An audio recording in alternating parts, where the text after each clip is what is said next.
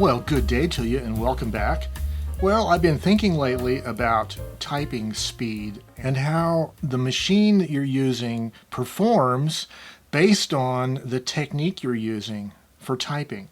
And this is an issue that has repeatedly come up over the years because a lot of people who are newcomers to typewriter might be using a kind of typing style that might induce the machine to have faults, to have problems.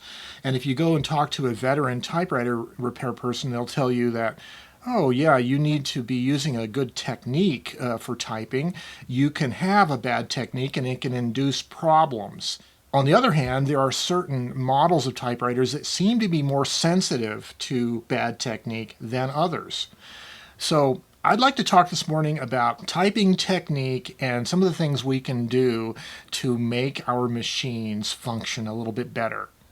Stay tuned. Hi, I'm Joe Van Cleve, and I've been making typewriter videos for quite a few years. I have over 400 typewriter videos in my playlist for you to enjoy.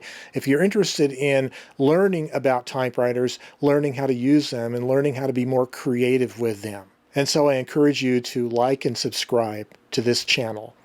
Now, back to the video. Okay, today in discussing typing speed and typing technique, I'd like to talk about typing characters. Typing letters on paper is a time-ordered sequence of events. You type one letter after another letter, only one letter at a time. They happen in serial fashion over time. And that is illustrated by this actual audio waveform of me actually typing. I believe this was on the Royal KMM. Each one of these spikes is a character being typed, and you can see that they are spaced out over time from left to right, and the spacing between the characters does vary. So this is a time-ordered sequence of events, and it reminds me of other kinds of time-ordered sequences, like, for instance, this sine wave, which is a common concept in, for instance, electronics. A sine wave is a time-ordered sequence of events, these pulses, and they have a frequency, that is how many pulses, how many cycles happen over a period of time, and they have a period, which is how much time does it take for one individual cycle to happen.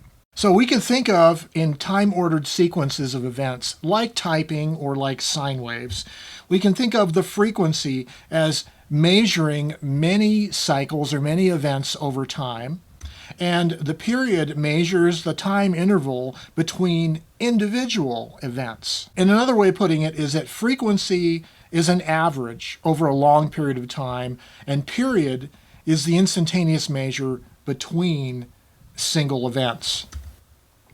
So back in the early 1970s, I was probably a kid a lot like that guy with the glasses in the back of the room, sitting in a typing class. Our typing class was a lot bigger than this one. And we had to earn a certain speed in order to pass the class. I think it was 35 words per minute. But the typing speed is like frequency. It measures an average over a long period of time. And it is measured in words per minute. And in the context of typing speed, a word is assumed to be 5 characters long, including spaces. The average word today in contemporary English is more like 7 or 8 characters long. But for the purposes of typing speed, it is assumed to be 5 characters long. So typing is a time-ordered sequence of events. Each letter happens one after the other over time. This audio waveform is an example of that. It goes from the left to the right, forward in time, and each spike is the sound of an individual letter being printed.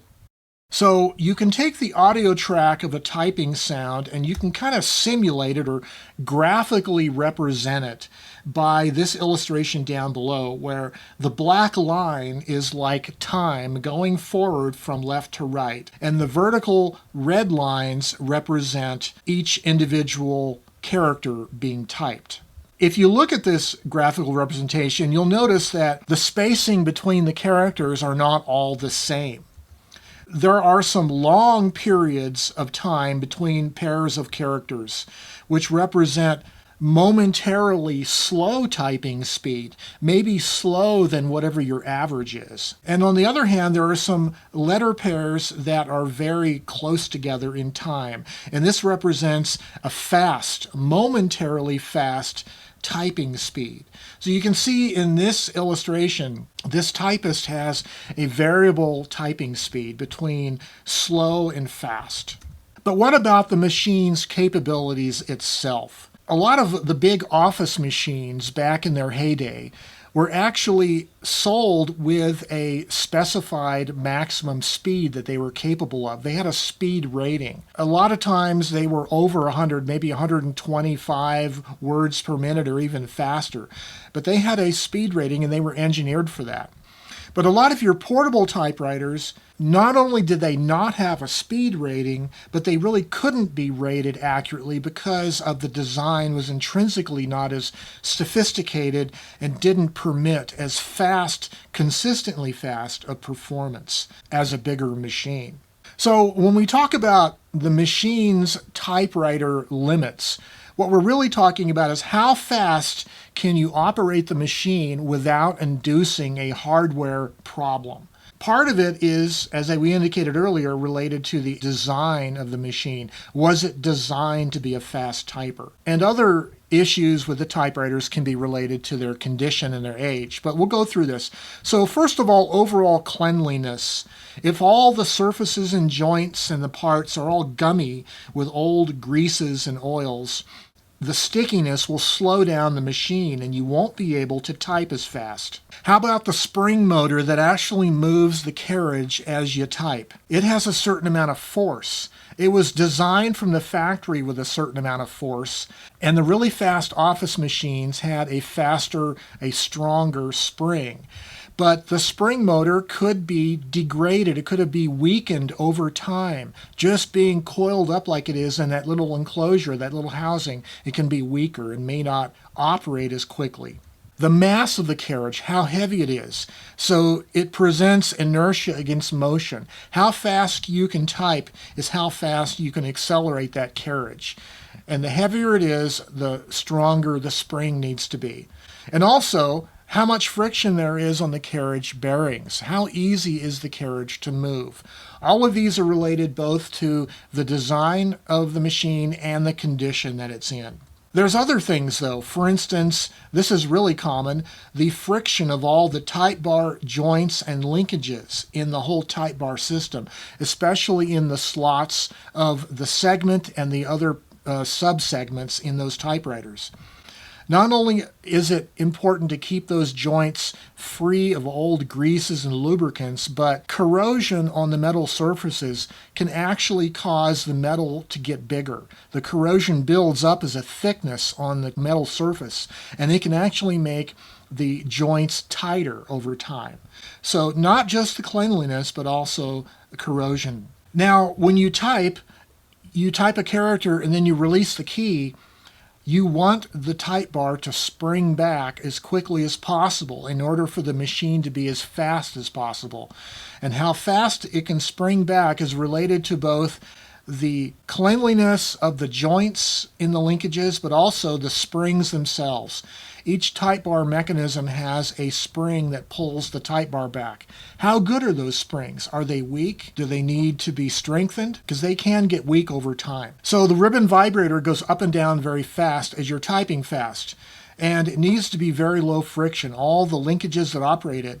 But also, many typewriters, the ribbon vibrator goes down to its rest position strictly through the action of gravity alone. And those kind of typewriters, you can't type as fast because you're relying on gravity for the vibrator to fall down under its own weight. The faster machines have a spring-loaded mechanism that pulls the vibrator down and makes it retract quicker to make the machine be quicker. And along with the speed of the ribbon vibrator is the escapement rocker. Every time you type a character, the escapement rocker and the loose dog rocks out of way and permits the carriage to move one space. And how fast the escapement rocker can move and spring back to its rest position, and the dog levers that are also spring-loaded, how fast they can do that is related to the amount of cleanliness on the joints that rotate, but also the condition of the springs themselves. And also, there are a lot of key metal on metal parts. One metal part rubbing against another metal part. They can oftentimes wear down. Metal on metal wear, and cleaning alone won't fix this.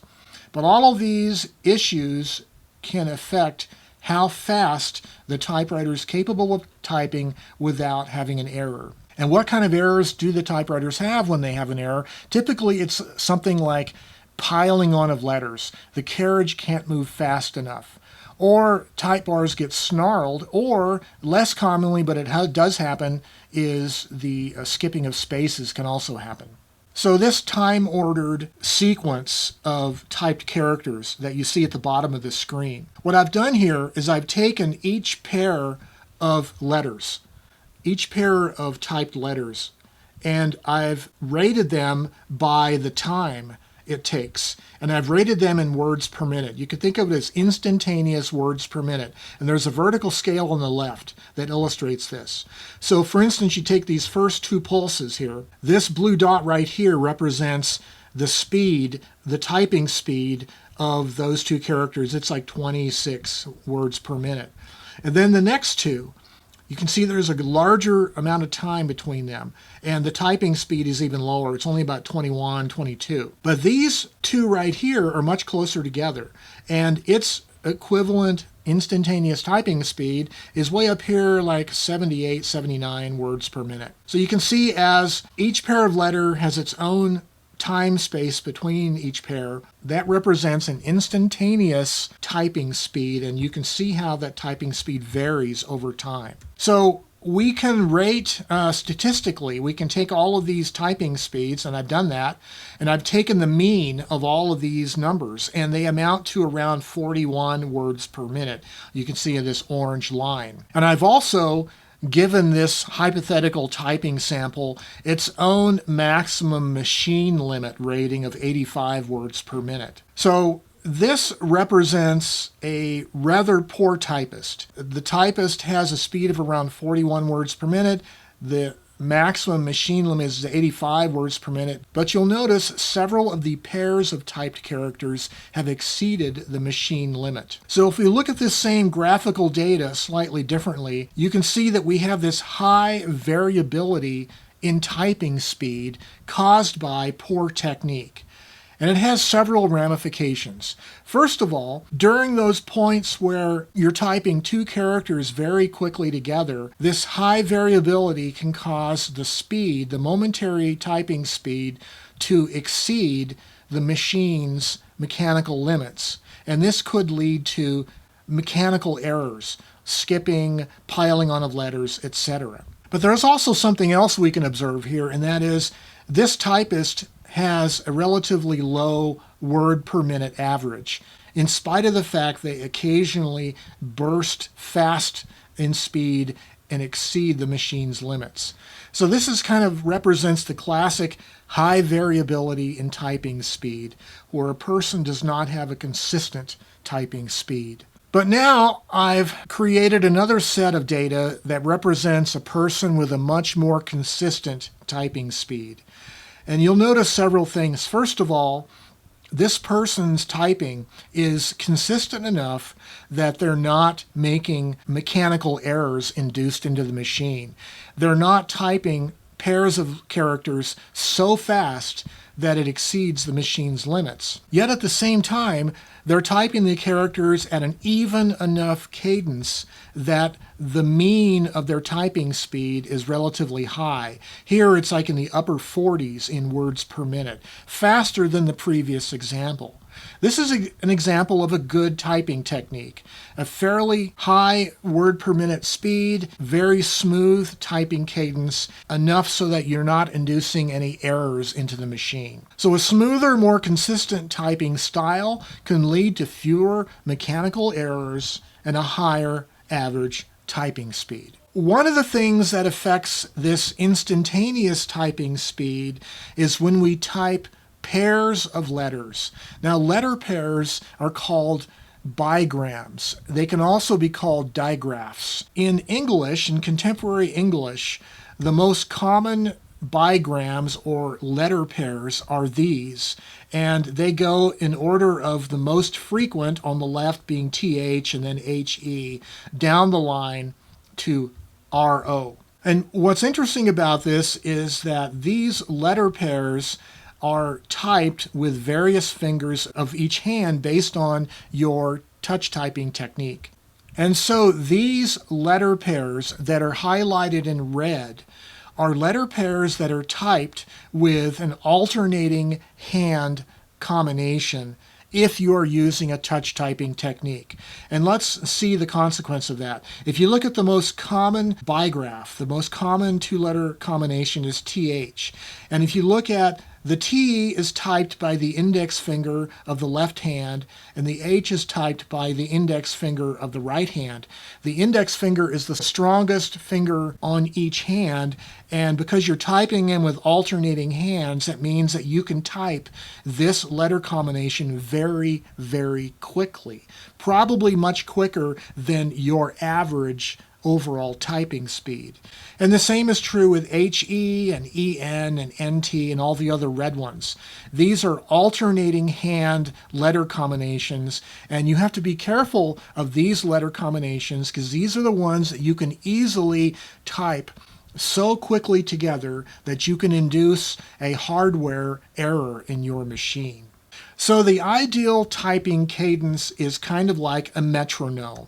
It's sort of like that periodic sine wave. And ideally, you should have this very even cadence with the equal amount of time between each character, just like that sine wave or just like that tick, tick, tick of the metronome. Well, I hope this video gives you some inspiration to work on your typing technique, getting those other minor fingers a little bit more quick and certain, just like the major fingers, so you can type every character with an equal cadence. I think that will go a long ways toward making your writing and your typewriting much more enjoyable, much more pleasurable. And as always, I wish you the very best in your creative ventures, and stay creative and have yourselves a great day. Bye-bye for now.